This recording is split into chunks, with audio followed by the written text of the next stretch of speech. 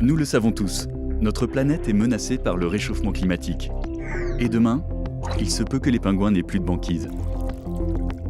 Dans le prolongement de la COP21 à Paris, la France et les territoires se sont engagés à multiplier les actions pour limiter les gaz à effet de serre. Nos villes connaissent régulièrement des pics de pollution. C'est un enjeu de santé publique majeur. La voiture permet la mobilité la plus flexible possible. Elle est utile et nécessaire à l'économie de nos agglomérations. Lorsqu'elle est partagée, elle devient même le prolongement des transports publics.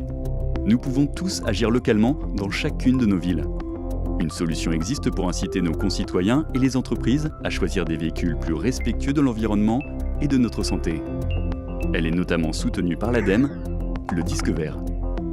Le principe est simple. La collectivité offre quotidiennement 2 heures de stationnement gratuit en voirie aux citoyens qui roulent avec des voitures écologiques ou en autopartage.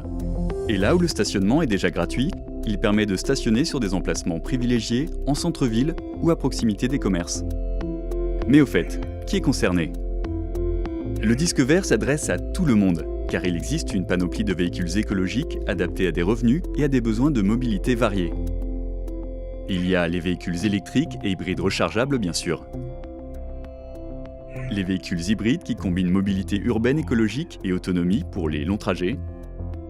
Les micro-citadines de moins de 3 mètres munies d'une carte grise, plus légère et plus facile à garer. Les véhicules GPL, le carburant alternatif le plus utilisé actuellement.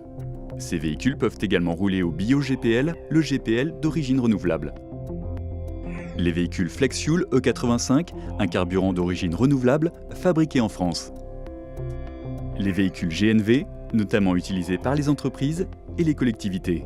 Ces véhicules peuvent également rouler au bio-GNV fabriqué à partir de nos déchets.